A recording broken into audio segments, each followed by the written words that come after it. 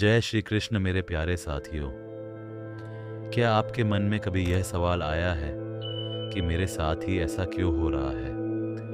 आप सब कुछ सही करने की कोशिश करते हैं, किसी का बुरा नहीं चाहते, किसी के साथ गलत नहीं करते, फिर भी सबसे ज़्यादा दर्द, धोखे और तकलीफ़ें आपके ही हिस्से में क्यों आती है? जब आप रात को अकेले होते हैं और दुनिया सो रही होती है, तब आपका मन दुखों के एक ऐसे महासागर में डूबने लगता है जहां से बाहर निकलने का कोई रास्ता नजर नहीं आता। आप ईश्वर की ओर देखते हैं, कान्हा की ओर देखते हैं और पूछते हैं, हे कृष्ण, मेरी क्या गलती थी?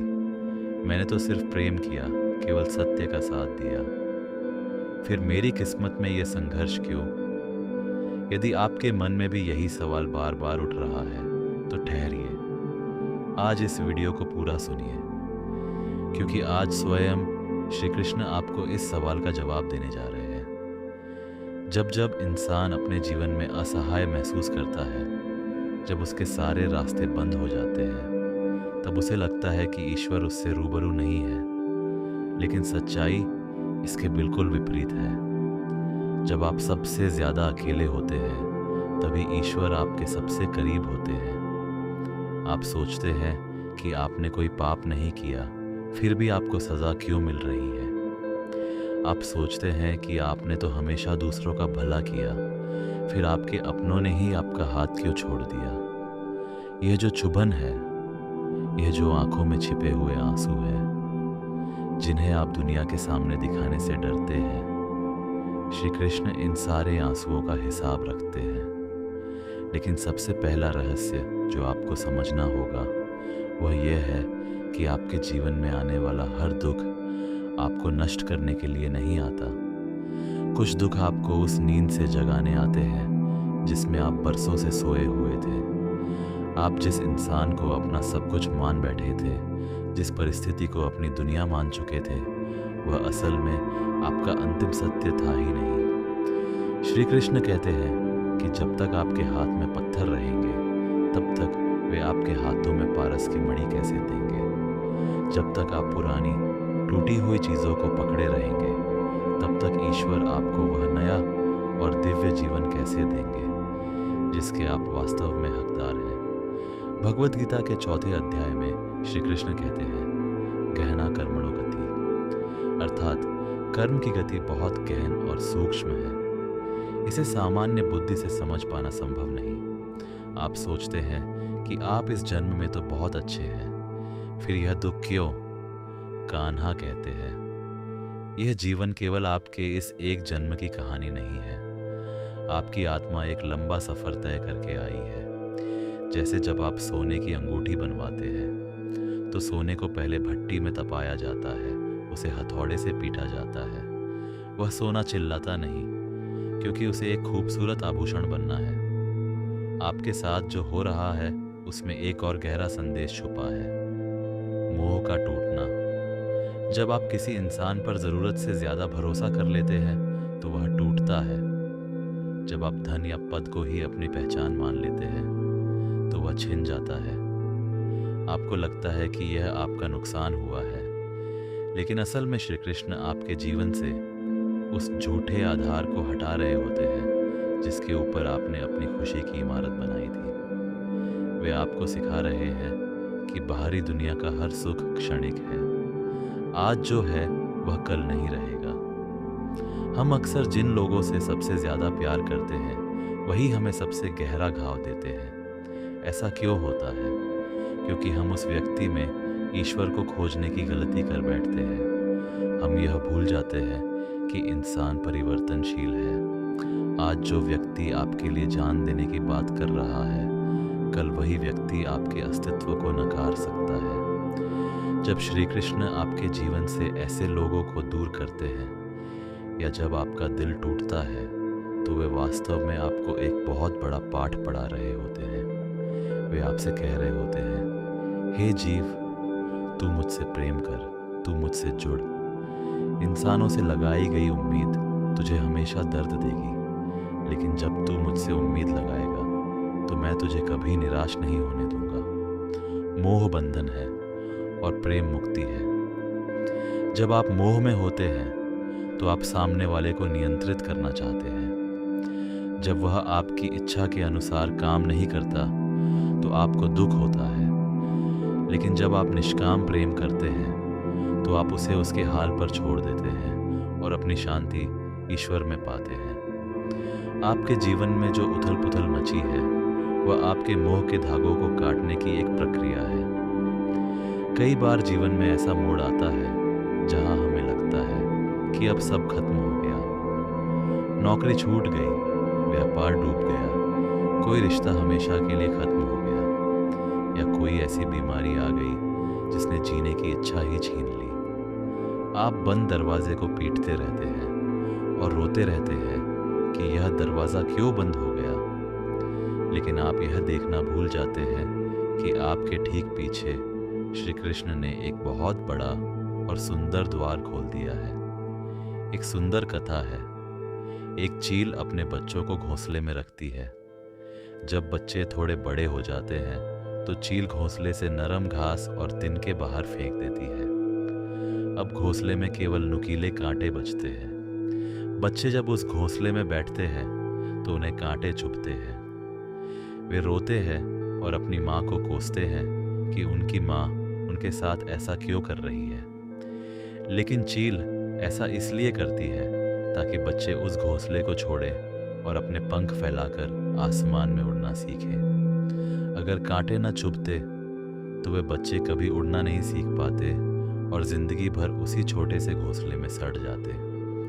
आपके जीवन में भी जब परिस्थितियां नुकीली हो जाएं, जब माहौल में कांटे चुभने लगे, तो समझ जाइए कि श्री कृष्ण आपको उस कंफर्ट जोन से बाहर निकाल रहे हैं। वे आपसे कह रहे हैं, उठ, ये छोटा सा घोंसला तेरे लिए नहीं है, तेरे पंख बहुत बड़े हैं, तुझे तो पूरे आसमान पर राज करना है। जो नुकसान आपको आज तबाही लग रहा है, कुछ सालों बाद आप पीछे मुड़कर देखेंगे तो मुस्कुराएंगे और कहेंगे, अच्छा हुआ कि वह रास्ता बंद हो गया था, वरना मैं आज इस मुकाम पर कभी नहीं पहुंच पाता। ईश्वर का री-रूटिंग सिस्टम बहुत सटीक होता है। वे आपको गलत रास्ते से हटाकर सही रास्ते पर लाने के लिए कई बार बाधाएं खड़ी करते हैं। इस दुनिया में सबसे बड़ा बोझ क्या है? सबसे बड़ा बोझ है मैं का बोझ। मैंने यह किया, मेरा यह नुकसान हो गया, मैं कैसे सब संभालूंगा। यह मैं ही आपके सारे दुखों की जड़ है। जब तक आप खुद को कर्ता मानते रहेंगे तब तक उस कर्म का सारा तनाव और परिणाम का सारा डर आपको ही उठाना पड़ेगा। जिस दिन आप शरणागति का रहस्य समझ जाएंगे, उसी क्षण आपके जीवन से सारा तनाव गायब हो जाएगा। भगवत गीता के अंतिम अध्याय 18वें अध्याय के 66वें श्लोक में श्री कृष्ण संपूर्ण गीता का सार देते हुए अर्जुन से कहते हैं, सर्वधर्मान् परित्यज्य मामेकं शरणं व्रज, अहम त्वां सर्व पापेभ्यो मोक्षयिष्यामि मा शुच्चा। अर्थात सब धर्मों को, सारे आश्रयों को छोड़कर केवल मेरी शरण में आ जा, मैं तुझे सभी पापों और दुखों से मुक्त कर दूंगा, तू शोक मत कर। शरणागति का मतलब ये नहीं है कि आप हाथ पर हाथ रखकर बैठ जाएं और काम करना छोड़ दें। शरणागति का मतलब ये है कि आप अपना 100% प्रयास करें, पूरी ईमानदारी से काम करें, लेकिन उसके परिणाम का भार श्री कृष्ण के चरणों में रख दें। कहिए उनसे, हे केशव, मैंने अपना काम कर दिया, अब परिणाम जो भी हो वह आपकी कृपा है। अगर सफलता मिली तो आपका प्रसाद, और अगर असफलता मिली तो आपकी सीख। मैं दोनों में खुश हूँ। जब आप इस भाव से जीने लगते हैं तो दुनिया की कोई भी ताकत आपको तोड़ नहीं सकती। आप हर परिस्थिति में शांत और आनंदित रहने लगते हैं। जीवन की सबसे बड़ी विडंबना ये है कि हम सुख को तो ईश्वर का आशीर्वाद मानते हैं, लेकिन दुख को ईश्वर का अभिशाप मान लेते हैं। जबकि हकीकत ये है कि सुख इंसान को सुला देता है और दुख इंसान को जगा देता है। सुख में इंसान ईश्वर को भूल जाता है। जब सब कुछ अच्छा चल रहा होता है तब किसे मंदिर जाने की फुर्सत होती है। किसे गीता पढ़ने का समय मिलता है, लेकिन जब जीवन में दुख का थप्पड़ पड़ता है तब व्यक्ति का अहंकार चूर चूर हो जाता है और वह ईश्वर के चरणों में गिर पड़ता है। कुंती माता ने महाभारत युद्ध के बाद श्री कृष्ण से क्या वरदान मांगा था?